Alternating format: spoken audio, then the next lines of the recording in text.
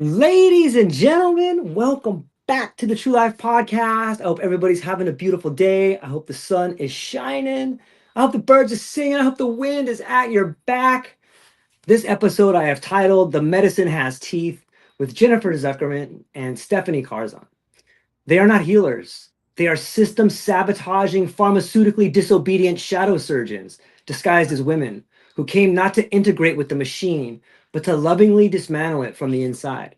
Jennifer Zuckerman walks like she remembers the burning temples of medicine.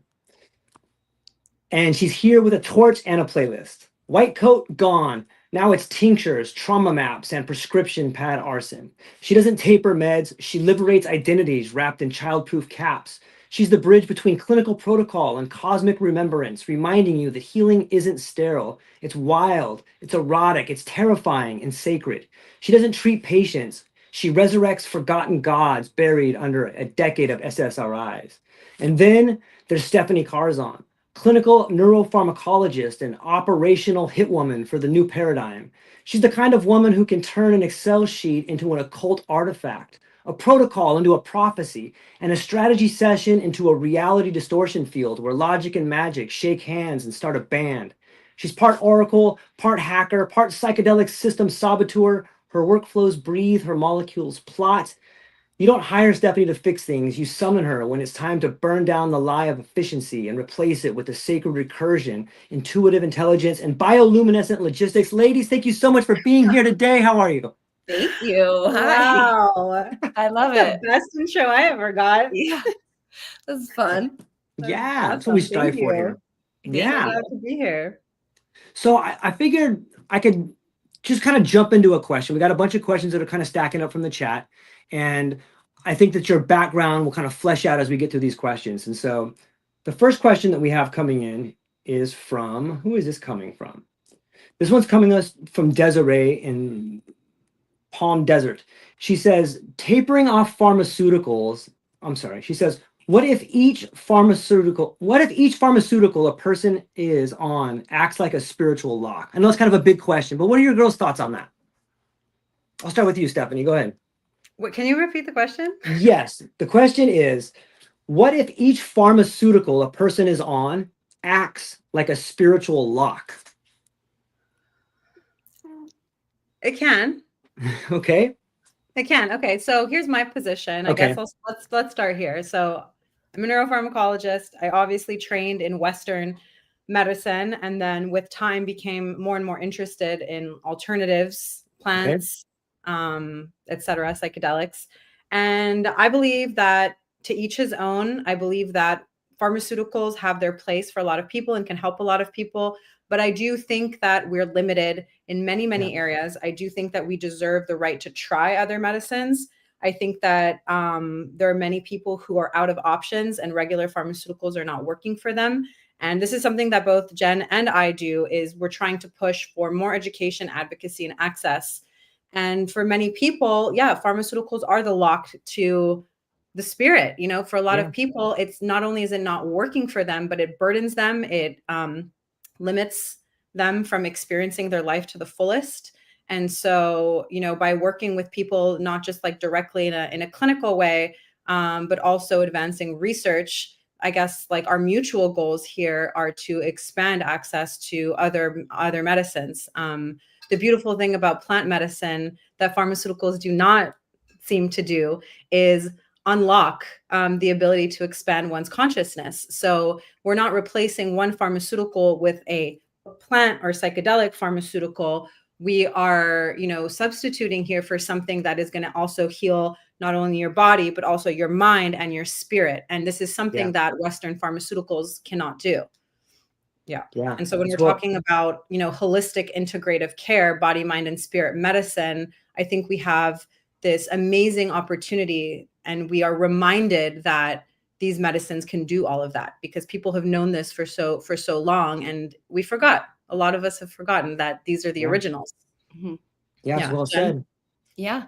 I mean, I share the same sentiments as Steph. I also believe there's a time and a space and place for different pharmaceuticals for certain individuals at different times. And grateful that we have all these options of healing, and whatever modality is right fit for that person. And I always say their own personal algorithm, right? And so we're not here to bastardize pharmaceuticals. They can be utilized as adjuncts. And I am here to also be a bridge from the spiritual and the science, and to guide people as they taper off meds and as they taper off of certain medications, especially antidepressants and anti-anxiety meds. Then as they start to go away, their personalities start to show up in a different way. There is a little bit of a learning curve for the body to remember again, and for the mind and body to be in sync and to trust oneself. And I always say, when somebody's tapering, that we'll go through a few sticky days every dose drop. And it's in those days that we get to be kinder to ourselves and lean in. And we have these tools like microdosing psilocybin, microdosing kanna, different other supplements that can help us as our bodies are regulating. So we have this toolbox that we start to formulate, and we get to begin relationships in other ways with other plant medicines and other supplements and allies that we can have as our pharmaceuticals go away and our bodies start to readjust, and we get to lean in and know ourselves even more, because we'll be that much more expanded out as these locks are unlocked. Yeah, it's well said. And I love the word remembering. It has, like, when you just think about that word, like sometimes you think about something that you did or you might want to do. But I also like the definition of it, like you're remembering, like you're putting back together that which is inside of you. Mm-hmm. And it seems to me we're in this weird sort of like area where science and spirituality are remembering that they're one of the same things there. Each of you has a unique experience. And I'm wondering, maybe I can start with you, Stephanie. What was it about remembering that brought you over to sort of the plant medicine side of it versus where you were at? When I was younger, I remember leaning very, very much into my intuition. Okay. And I think that, once you get into like higher education and higher learning, it's like there's no more space for intuition. It's just like, get out, learn this, memorize this, yeah. And so I recall this like period when I was doing my my graduate degree, and I was doing like research fellowships, where all of my energy was so geared to getting my diploma and then getting the job and then doing the thing. And there was this period where I wasn't remembering my creativity. I wasn't remembering my intuitive powers. As a child, I remember being so intuitive, so connected to some other realm, right? And then in the midst of becoming a scientist, everything kind of moved to the wayside, and there was a forgetting, mostly because there was no space for it. And my brain was just on this one track. And once I finished all of that and joined the workforce, I think it propagated for a little bit. But then when plant medicines and psychedelics entered my life, that's when the remembering started to happen. I recall the thread, the line of communication with my intuition, resurfaced and reemerged. I dropped into, I guess, like conscious and subconscious like spaces that I had not dropped into in a really long time. Pieces started to come together from childhood, from other important periods of my life, and everything started to fall back into place. And they were reminders of who I once was mixed with who I am today. And it was this big aha moment. And these moments continue to resurface every time I sit with a plant, and I have an experience. And even when I don't, just in everyday life, the integration is just perpetual, like it is. It's like I could be in the middle of like writing an email, and then there's just like this thought that just like, like kind of comes into my field, and it's always a remembering. It's always this recall, this retether. And so when I was shifting my career, because I worked in hospital setting, I worked for Johnson & Johnson corporate healthcare and medical device for 6 years. When I decided to shift away from that and enter this space, it was part because I had my own experiences and I was very, very much inspired, but it was also part of a remembering of who I was before school, before, you have to graduate and become a scientist. And so it was was inspiring to me, and Jen said it was inspiring to me to bridge the science with the spirit. And I mean, that's like the short form, I guess, version of this story, but in essence, that's kind of how it all happened. Yeah. It's beautiful. Jen, what do you think? What are your thoughts on that? Remembering, I think, well, as children, we all come in, we're very intuitive beings, and we, depending on where we land and the family dynamics and the units that we find ourselves amongst, we are taught not as much to foster those intuitive gifts, but we start to close them off, especially if we're with families that reflect back that it's do as I say, do this. This is the way it's supposed to look. And no, don't trust that. Not even the word trust your intuition like comes into play. I think now we're at a place collectively where we speak this way and it's more accepted. I say that the children that are coming in now are just like on this really fast track to whatever they're here to serve and share in their gifts. Like I just say, keep the roadblocks up so they don't veer off the track too far and let them just go and shine. Where I think that the earlier generations had a bit more to process and overcome to come back to this awareness that we do trust our intuition. I trust myself the most. And that's what I teach and work with people, that your intuitive being in nature and everything that is for you is right, is the best. You cannot do any wrong. Can you make a choice that maybe doesn't have the outcome that is the most desired until you figure out what those messaging systems are and how they're coming in, and your, whatever you want to call them, your guides, your nature is our other guide. She talks with us all the time, like paying attention to the universal pings that are like, oh yeah, if I'm speaking and I get a bing in agreement with the universe, I know that I'm like, continue on, like, or on the right path. Those are little things that we can foster now. I didn't let go of my intuition as much. I think I fought the system a bit more to say like, no, this isn't what I believe in my core nature. And that showed up in my early childhood and my teens, questioning, definitely being reprimanded for questioning authority because it didn't make sense. And then going into like the educational system. And again, just like doing it to get through it, and then deciding to go into nursing. And because I care and because I felt like this intuition of medicine practice, whatever that meant. But then you start to forget because you get put in these cohorts amongst people that, and also there's this competitive nature too. So you're like, well, this person is speaking by the book and they're writing this paper or they're published and there's this, and they have all of this information that they're sharing, that they're being, having applause for, and they have accolades. And so it's finding your path. And I was in private practice and I was seeing patients like 25 average a day. And I started to channel intuitive things, and some people it landed well and other times it didn't. And I would get a interesting backlash of people when they weren't ready. If I'm like, okay, if something's continuing to happen on your right side, like what's going on in your masculine? And I was speaking this language in private practice. And then I was like, oh, like square peg, round hole, let's figure this out. Plant medicine showed up in my life again. And because I had a recreational side and I took a long break, and it showed up for me. And I was like, wait a minute, I can like utilize these tools, not only for myself, but to support others in their processing and to start to hear themselves again. And so I think that is the process of remembering. It's always there. It's just tapping back in and then honing in and strengthening it, because it just becomes stronger over time. I love it.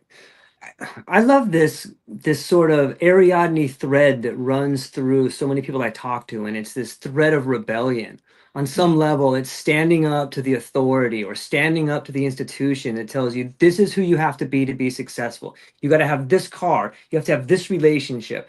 And so much of that allows us to lose trust in ourselves. We start undermining ourselves with negative self-talk, or maybe I'm not. It seems to me that's where so much of the mental illness comes in. Like the whole DSM comes in and gives you this label about who you are, what you should be, and now you have this identity out there. But it sounds to me like both of you have found a way to remember who you are and to navigate in this world. What are your thoughts on the relationship between rebellion and finding trust in who you are? Oh my gosh, rebellion. I mean, Jen and I share this. Like, okay, let's hear. We totally share this because I've always been like I was always a good kid, but like, oh my God, do not say no to me. I'm gonna say what, why? Like the talk back, I would always want the last word. So it's been a part of my personality. And, of course there's a balance, right? So like it could bite you in the ass when you're a kid, and it could bite you in the ass when you're an adult as well. But so it's like part of the learning is when to accept no and when not to accept no, when to push against the boundary or the envelope, and when to sit back and listen and wait your turn. And I think that comes with life experience. And I think I've learned those lessons. I think I continue to learn those lessons. But I think, forging a new path in general, whether it's in an industry or it's in your career or it's just in your human experience, is an act of rebellion. To say, I'm not going to go down the road that everyone follows, or I'm going to make something new out of nothing. I'm going to catalyze a movement. I'm going to be, I want a seat at the table at this new movement, all of that. It's an act of rebellion. And I think it takes courage, but first and foremost, it takes knowing oneself really, really well. And, of course you can take a plant medicine, a psychedelic, and you can sit with it and you could, wait to hear what it has to say to you. But for me, it always comes down to ritual, and I don't need a substance for a ritual. And I certainly don't need a substance to sit with myself and reflect and go inward. But having experiences with these plants has taught me how to do that without them as well. Right. And talking about, like fostering your inner intuition, sometimes the voice inside says, just sit with yourself, just, take 30 minutes and sit on the ground and, close your eyes and see what comes. And other times the message is, maybe a plant would be more, useful.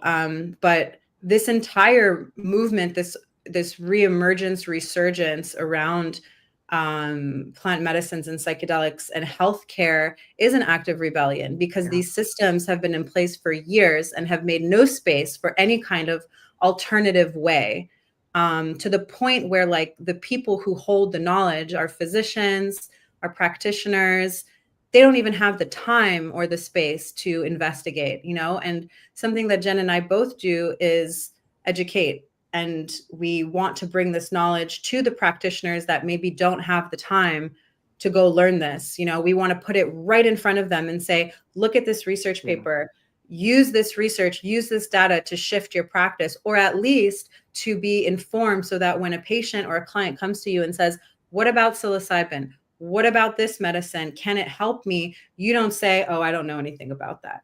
You're their only point of reliable information. It's your responsibility to know, but you are locked in a system that doesn't allow you to know, because you have 15 minutes with every patient. You got 100 patients a day. So if we can be a bridge, I don't see patients directly, but I'm a clinical director at a clinic and I see patients that way.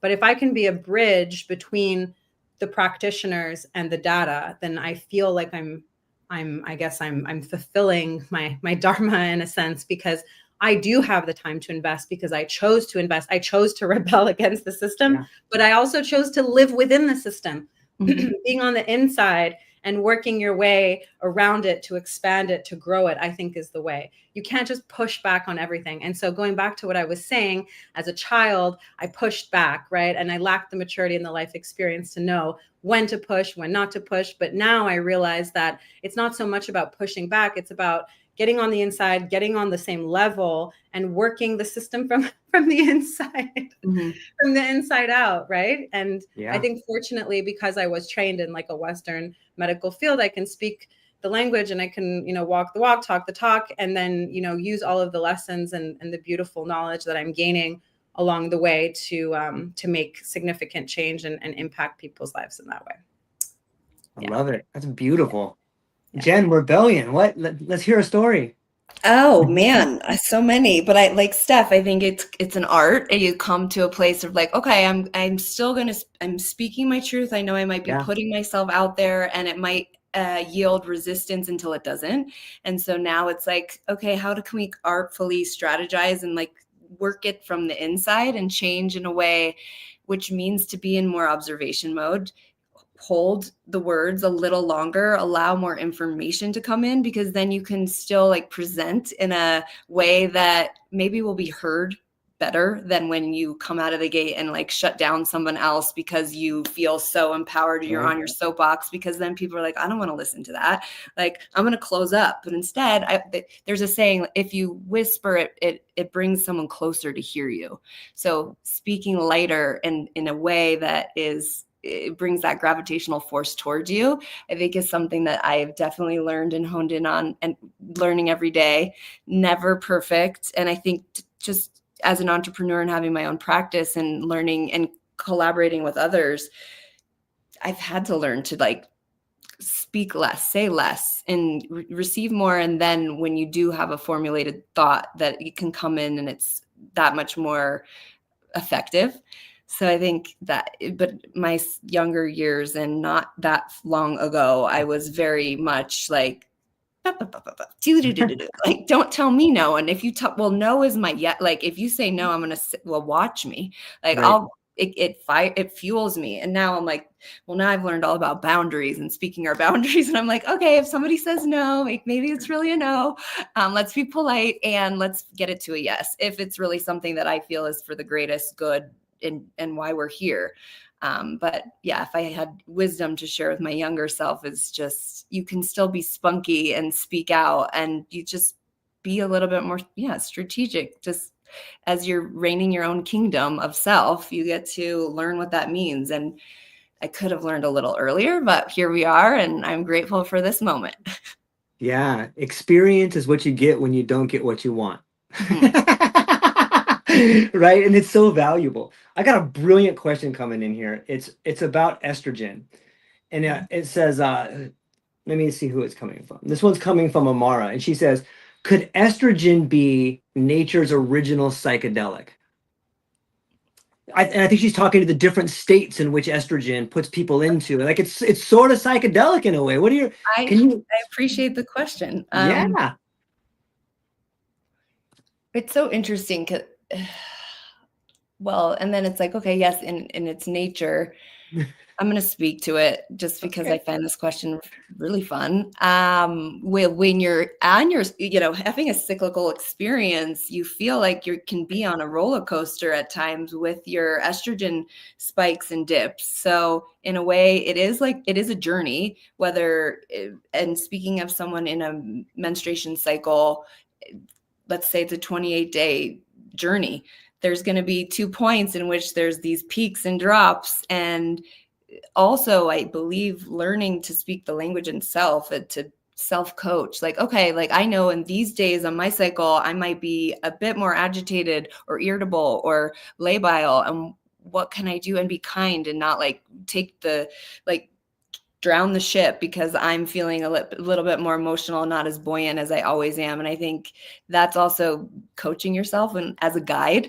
So in that way, I can see it as a psychedelic experience. But yeah, I do believe it likens to that, and it can even magnetize to a person into psychosis potentially. And if you look at PMDD, that's a whole nother place in which hormones are taking the wheel and someone doesn't feel like they have all their scruples. Yeah, your cycle is not a curse, is what I like to say. I think your cycle is your superpower, because like Jen is speaking, there's a rhythm and it's a blueprint, and it's a blueprint for your creativity, your resilience, and your renewal. And I think we have to honor it, and we have to stop working against it. But part of honoring it, again, it always goes back to like holding up the mirror and taking the time to invest in learning oneself and tracking our cycles and being very intentional with noticing how we feel and when. And I think that once we start doing that, then we kind of move into this this way of like deep alignment. Estrogen is a neuromodulator, so it can alter your perception. It modulates your sensory processing, your emotional resonance, and even your cognitive patterns, to the point that when women go through perimenopause and eventually we go through menopause, there is a very, very noticeable period where women experience brain fog, and that's due to the dip in estrogen.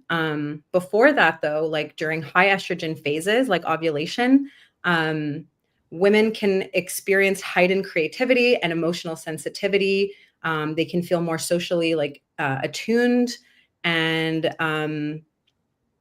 I think that this presents a really interesting, opportunity for psychedelics, because serotonin and estrogen are very much linked. So your classic psychedelics like LSD, mescaline, psilocybin, ayahuasca, these all play on your serotonergic system. And it is the most influential system for a woman. Okay. And so there's a relationship here between estrogen and serotonin, meaning that depending on where you are in your cycle, not only can you feel the psychedelic more deeply, but it could also change the outcomes of that experience. So not just how the psychedelic feels, but how the psychedelic may heal. Because they even published, researchers published some research, I think it was last year or the beginning of this year, that showed that the intensity of your psychedelic experience will affect your clinical outcome. So there's so much opportunity here. And estrogen also is a gateway to transformation. Think about just like the menstrual cycle, pregnancy. It creates like these shifting internal landscapes. So I think that, whoever asked that question is brilliant, and it's very intuitive. And I'm sure she has paid very close attention to how she feels throughout her cycles. And I encourage women everywhere to, not get overwhelmed by the shifts in the cycle in their cycle, even though sometimes it can be very overwhelming. But try to ground yourself in noticing and journaling, and make that relationship, that bond with yourself a lot stronger, and use your cycle as your superpower. Yeah, I think, and I would like to add, there's so much noise coming out in data, thankfully, but with all the access to social media and the influence that can have, there's a lot of chatter with women in different places of their cycle, especially perimenopause and menopause. And sometimes that can be really invasive into attuning to what our body and mind is really feeling. And is it like, oh, am I having lack of sleep because I'm dipping in my, do I need progesterone because I'm not sleeping well? Well, maybe. And also let's give it a little bit more space and come in more neutrality when we're reading or listening to data that's coming out from different individuals. So it's not a scare tactic that's coming in, but we're utilizing it for more information, and to know when to just like quiet it and allow our body to speak to us over anything else. Yeah, I love those answers. And thank you, Amara, for asking the question. Sometimes in this conversation makes me think, sometimes I feel like medicine has gotten so specialized, like so deep into the woods, that we've just forgotten that, hey, maybe it's okay. What did we do before we had all these clinical tests, before we had all those things? Are we forgetting something? And is psychedelics helping us to remember that maybe everything is okay? What are your thoughts? Can I take it? No, you go ahead. So I appreciate having all these access points and data points where we can look at our levels and see what is reflected back to us. Yeah. That said, I also think that there's so much data that is received that we can share without those markers. And I actually also think that sometimes having those markers potentially could be a hindrance in someone's healing process if they're fixated on numbers, because also there are like outliers of what the normal ranges are, and what your normal is could be different and different, like reflected in a different way. So I think it's a yes, and they can be helpful. And I also believe that we have so much that we're attuned to and at accessing, that we can do so much with nature and what's like herbs, supplements, and how our body's feeling, and reporting that data and trusting that we're okay. Like I know as a provider, I'm questioning myself, like, oh, I haven't had my labs checked. It's probably been like a year and a half, and I'm going to do that. But I'm like, okay, but I know everything is fine. And then I'm like, don't be stupid, Jen. Like you could have something wrong. You should look in, and same with like, a mammogram, I recommend every, depending on the person, however many years. And I'm like, I'm going to push one more year. I feel okay about it. Or like, if I don't get there in 6 months, I'm okay. I'm doing self-check. Like I trust if something's off. And again, I don't want to ever gaslight myself, and I'm in my brain all the time. Like, I I believe that I'm well, and so I am well. And then I'm also like at the provider in me that's been trained to look for discrepancy is like, oh, is something wrong and you're not paying attention? You better go get that looked at just in case. Right. So I think we get a lot without having those markers, and they can be a hindrance, and I'm grateful for them in case something really is off, that we have data points and to watch fluctuations. So that's my answer. Yeah. Stephanie, what would you add to that? Yeah, I think I agree. It's a balance, you know, like too much data is way overwhelming. But I have an appreciation, I think, for like where we've taken modern medicine. I mean, it's freaking incredible.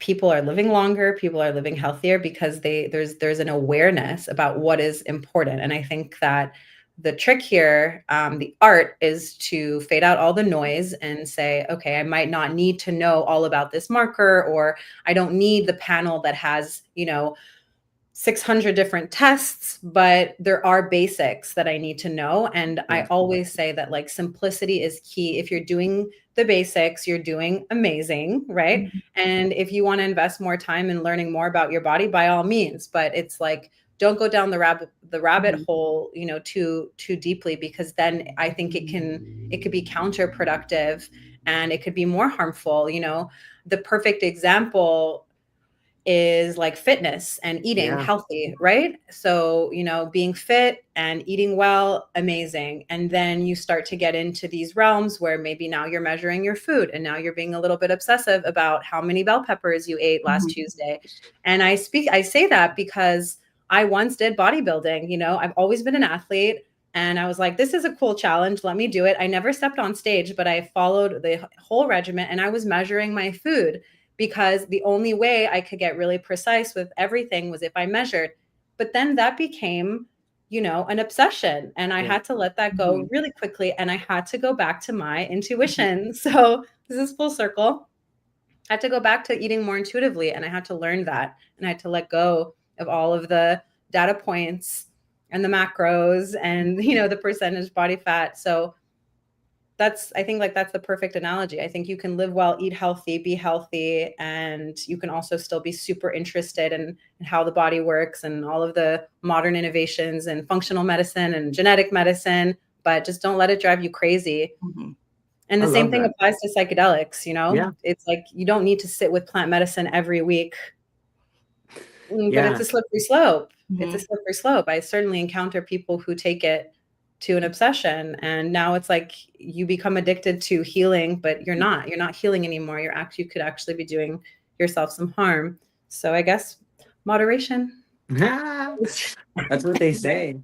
Yeah, I think that's one of the questions science always asks is, how do you manage what you can't measure? And then that we get back onto that other slippery slope of like, well, what about the tears of my loved one who's been depressed and now that I see them? It's interesting. But you brought up fitness over here, and we have Betsy. Betsy's coming to us from Oceanside, California. Betsy, you're awesome. She's got a gym called House of Fitness.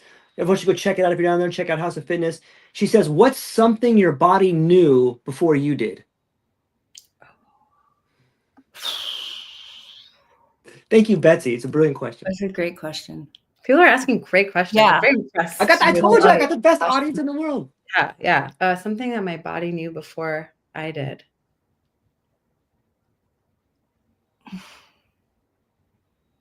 It's so hard because the body and the mind are like connected, right? So it's like, I don't know. Okay, wait. I'm kind of stumped right now. Okay, maybe it's a little general, and maybe as we keep talking, something will come more specific, will come to mind. But my body knows when like a relationship or like a partnership is out of alignment. Okay. There's like when my body will tell me to be discerning, like there might be red flags that my brain is not acknowledging, but usually there's like this tightness in my solar plexus. And I tend to write a lot about the solar plexus because for me, it's such an intuitive guide. But I get this like tightness, this bodily like tightness sensation in that area where it feels like, oh, like this, there's something not right. Like I shouldn't be doing this, or I don't want to be doing this. And then it takes some time for my head to catch up. But with time, I've learned to tune into that way earlier and not say, you Mhm. know, no, I should just keep going and try to like rationalize a situation or even rationalize a person. Mhm. I like to see the good in people. I like to believe in people, but I also like to believe in myself. And so sometimes what happens is if I'm in partnership for like business with someone, I'll say, it's okay. Like I got this, so it'll be fine. But if the other person that you're in partnership with is not in alignment, it doesn't matter how solid you are, you Mhm. know, like the whole team needs to be solid. 1 + 1 = 3. Yeah. So I think that's what it is at the end of the day for me. It's like when someone feels out of alignment, my body knows, sends a message to my brain, and my brain might deny it for a little while before being like, okay, we're gonna listen. Yeah. Yeah. I think through the evolution of self, it's these little whispers that I hear now before their screams, which are things that happen to the body that is like you have no choice but to pause and to like pay attention. So I prefer it to be a stubbing of the toe, pay attention, than like Fall God on the forbid, face. breaking a limb, paying attention, right? Yeah. Like Yeah. there's different things that show up and energetic. The body is also this energetic vessel. So when something is out of alignment, again, you can get little hints that you pay attention to well before. If your lack of sleep, you're pushing yourself too hard, I'd rather like pay attention to these little whispers if I feel fatigued and then get sick and have, although that said, if I ever have a cold, which doesn't happen often, I use it as a cleanse. I call it a cleanse. It's a clearing of energy. So if you're in a large group of people and you go home and you down regulate and then you have some like, you know, viral presentation of something, usually you're clearing out a lot of energy as well. And when you embrace it like that, it moves a lot quicker. It's a lot easier to be with because it's self. And so you're like, okay, this is just a clearing or a cleansing.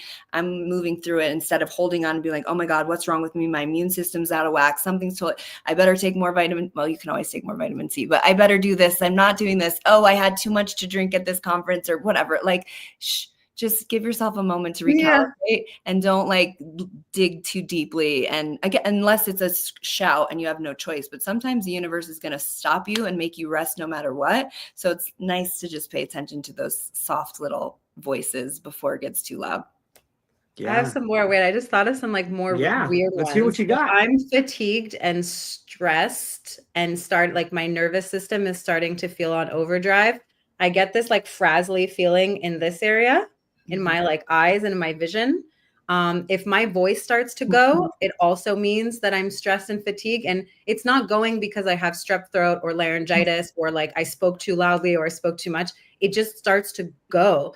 And I've only lost my voice like a handful of times or less in my entire life, but there was a moment in the last 2 years where like I lost it like twice in a row, and I had to wonder, you know, did I come in contact with someone that was sick? And then I realized, no, you're pushing yourself too hard. You're fatigued, and there's some other like weird things. Like, do you guys ever feel like your skin gets sensitive when you're about to get sick? There's like your body's talking to you. Your I guess body's always talking. Yeah. My scalp, actually. Your scalp? It's very sensitive. Yeah. So interesting. Yeah. You got to speak the language of the body. And I think the only way to learn it is to listen. Yeah. The Body Keeps the Score. It's a great book. Totally. Clint Kyle's coming on here. Clint Kyle's the Psychedelic Christian Podcast. He's got a brilliant podcast. Thank you, Clint, for being here. He says the female cycle has become overly medicalized and kind of pathologized, right? Totally unnatural. Any thoughts on that? Well, interestingly, I feel that more attention gets to be paid in the assessment process of a female, whatever medical treatment they're seeking, or even prior to a psychedelic experience or through therapeutic, their mental health therapeutic side of things.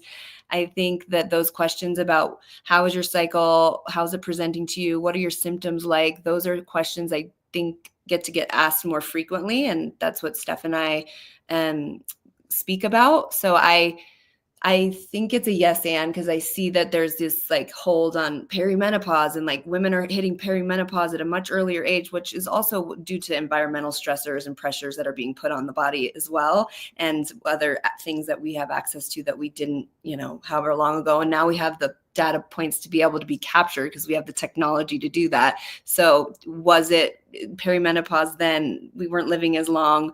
I don't know. And yes, I think it's created this whole hubbub of thing that make women believe that they can't trust their bodies and that they're like entering into non-fertility, which isn't even the case half the time. And honestly, when you get to menopause, you're at your wisest point of womanhood. So we get to speak on that more too. So I think I'm at a different place because I believe it gets to be brought into the assessment process from the medical aspect, and paying attention to where a woman is in their cycle and how that's going to affect the medications they're being prescribed, their treatment modalities that they're being prescribed, and how they're responding to them. Stephanie, you got a hard out coming up. Are you? I'm okay for the next like 5 minutes. Okay. Yeah. Fantastic. Yeah. I think that like these beautiful life transitions that women go through that can definitely be very, very, very challenging for many, have been pathologized and reduced to these. I always say they've been reduced to singular hormonal events, and they don't take into consideration the psycho-emotional side, and they don't take into consideration the existential side of medicine, because there is this existential side of medicine where feeling any type of way that is disruptive or dysregulated has a very large effect on our quality of life and the relationships that we have, not to others, but also to ourselves. And so what I want to see is when women present with a challenge during these transitions, postpartum and postpartum depression, perimenopause, whatever it is, it's not just about suppressing their symptoms. And I think that's what it is. And it's not just about the pharmacological treatment or the medication or the prescription that we're going to give them, but it's other tools that go beyond the pill that you're going to take or the transdermal estrogen or the cream. It's beyond that. And I think that that's what we've lost. It's this global, total, holistic awareness of self, where all we want to do is be productive and not be disrupted. So it's like, I'm having these hot flashes. How do I make them go away? So like, just give me the prescription. And like, that's where I think we've broken down and the whole system has fallen apart, because it's like chicken and egg for me. It's not just that the person, the individual has to be able to go to the provider and say, this is what's happening, but I want to look at this in a holistic way. It's also the provider that has a responsibility to say like, okay, I will give you this prescription that will help manage this unpleasant feeling that you're having, but let's like zoom out and look at the whole picture. And that's what's missing in medicine. So of course, this is all of these transitions have their medical baggage, if you will, but like, let's not pathologize it and see it as a problem to fix. It's a rhythm to revere, right? Ooh, and it's a rhythm to revere. Rhythm to revere. I love it. Yeah. This one's coming from Jay Blaze from Joshua Tree. He says, when was the last time science failed you, but spirit caught you? Oof.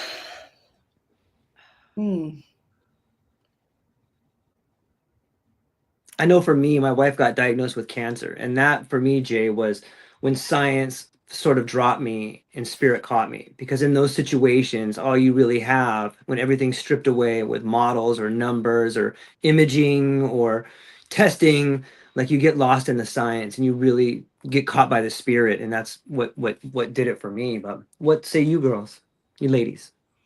I think for what first comes up is like the pressure to do no wrong and to do no harm with patient and inpatient care, and to know that you're putting your all into something and still there might be an adverse outcome or something that you're not anticipating, or a complete left turn or right turn happens.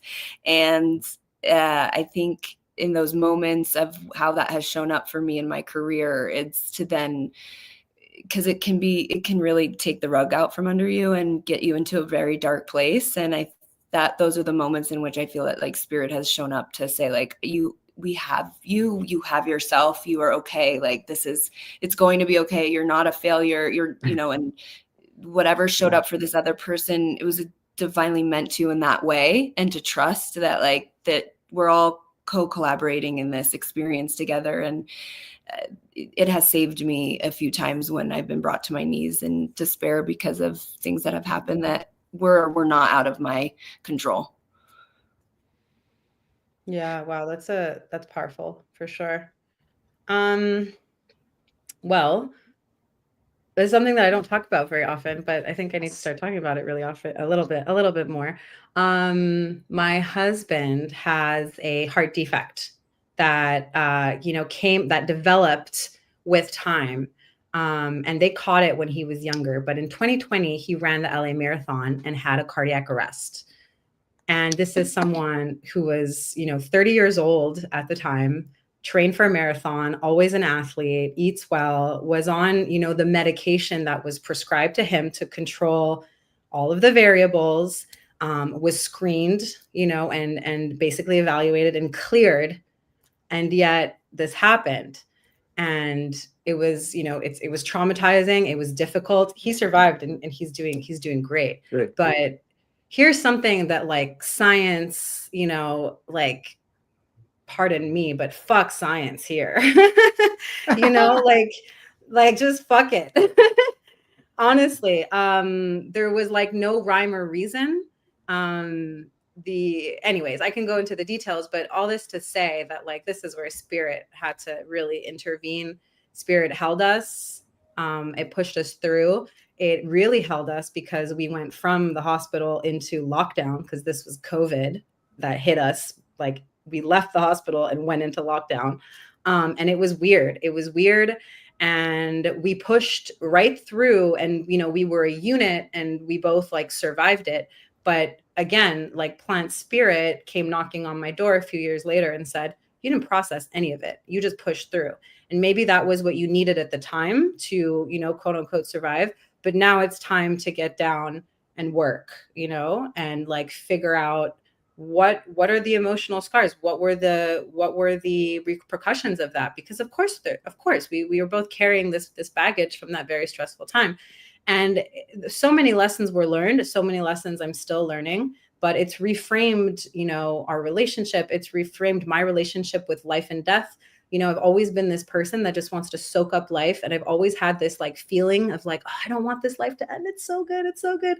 But facing death in this way, through your partner, is a whole wild lesson.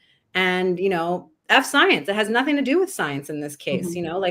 Science is beautiful and amazing. And I'm so grateful that we have it, but it can be so reductive. Mm-hmm. And so again, bridging science with the spirit is the only way. And sometimes it's to let go of science altogether and just move straight into the spirit. And the last thing I'll say is that, I was brought up Catholic, and I went to an all-girls Catholic high school where we went to mass every Tuesday. And at one point I rejected the shit out of it. I was very interested in world religions. I even studied world religions in university as an elective because I thought I'm fascinated by cultures, but I had a full rejection. I said I was atheist at one point. And though I don't have all the answers about what happens after, we die, and is God real or whatever, psychedelics made me believe in a source, in God again. I don't subscribe to organized religion. I have my own, thoughts about organized religion, but it basically made me believe in God again. So again, science only takes you so far sometimes, and you have to kind of seed the way to, or let, let spirit come in. Man, yeah. It's such a beautiful answer. I thank you both for taking the time to put that out there. Next one we got coming in is, this one's coming from, who is this coming from? This has to be my last question. Okay. By the way. Okay. Yeah, sorry. We'll make it a good one here. I can always continue. Let's see. This one comes from Theo. He says, if your nervous system had a love language, what would it be? I'm not sure how to answer that, but that's what he says. Can it be acts of receiving? No, I'd be nervous system. Just sing a soul song. Yeah. Give me a soul song. Let me sing along to a soul song. Music. Okay, here's a fast one for you. What was the last time you followed a symptom instead of treating it? Thank you, Desiree. Oh, that's so good. Always. Yeah, always follow us and like allow it I to. always follow it. Yeah, I give it Instead of space treating and it? listen. Okay. Like, and first go holistic. Like I try, whatever herb or plant before I don't, Yeah, I do that any too. inkling Oregano of any- oil is like the Windex for me. Yeah, like uva ursa. If you got an inkling of a UTI, which is also telling you something's out of alignment, like, or it could be that person or that partner or the stress of an environment. Like those are little things when they're whispers. So I follow the symptom. I let it unfold a bit. Again, when we put like a constriction around it, like try to control something when it's actually information for us, then you give it a little bit more room to breathe and trust that. Like, I always say, like, what's the worst thing that's going to happen? Like, you're going to, like, in someone, you die though, right? You're going to die. Like, you're going to die no matter what. So, like, fuck it. I always say when people are like so overwhelmed with life or, in the hospital setting, like people could actually die and that is real. But otherwise, anywhere outside of like a critical environment, like what's the worst that's going to happen? Nobody's going to die if you take like 2 extra days to write something. You know what I'm saying? Like everything is okay. Yes. But our fight or flight's like, gotta go, gotta be, gotta do. You're like, relax, relax. Yeah. I if there's like a symptom that like is like, it's bothersome, like you could take an Advil and it can go away. Like, I think, yes, but I tend to do that too. Like Jen said, like, oh, why am I feeling this way? Let me feel into this. Is there a reason behind it before I just try to like mask it? So body aches or like persistent body aches, not just like, oh, I'm sore from my workout, but if there's like a new pain in my body, I want to figure out why am I having it. And so I will go inward and think about it. And I didn't used to do that. I would pop the Advil right away. Because before I was all about productivity only. I really used to be that way. I just didn't want to be burdened by anything. So I wouldn't take the time to listen to what my body was trying to communicate. Yeah, it's well said. Stephanie, where can people find you? What do you got coming up? Denver is coming up. If you're in the Denver area, Jen and I and our good friend Grace Bless Hopley, who's also a neuroscientist, we're going to be having a deep discussion about the future of women's health. I think it's running on the banner. You don't have to be attending the conference, the Psychedelic Science Conference, to attend. You can just sign up. What else is going on, Jen? We're going to be in New York the following week. If anyone's in New York and would like to link up with us, we'll be in New York the entire last week of June from the 23rd to the 29th. People can find me at beyondconsulting.life, and you can just send me a message through my contact form or Steph K on Instagram, and there's 2 underscores just to make it all that hard for you to find me. But yeah, feel free to reach out if you have any questions about, honestly, anything, women's health, neuroscience, psychedelics, plants, music. I'm always happy to chat and connect dots. Yeah, thank you. That's awesome. Jen, where can people find you? What do you got coming up? Stephanie mentioned a few places you'll be, but we'll be together at those in those places. I'm currently in Basalt, Colorado, and I'm working on some things to potentially do here in Aspen, some gatherings. So email me, Jennifer at iresonatehealth.com. My website is iresonatehealth.com, and my Instagram is Zuckerman is my personal. I have Resonate Health. We're building that out right now. So either one, you can find me, and I'm here to answer any questions. And I am also here to support participants and practitioners in the space in the realm of psychedelics and preparation. So I do a lot of medication tapering and preparing the physical vessel to meet some of these psychedelic molecules. I love it. Ladies and gentlemen, everybody in the chat that took time to hang out with us today, I hope you have a beautiful day. Go down to the show notes, reach out to both Stephanie and Jen. They're amazing people doing really cool stuff. And that's all we got for today, ladies and gentlemen. Have a beautiful day. Aloha. Thank you. Bye, guys.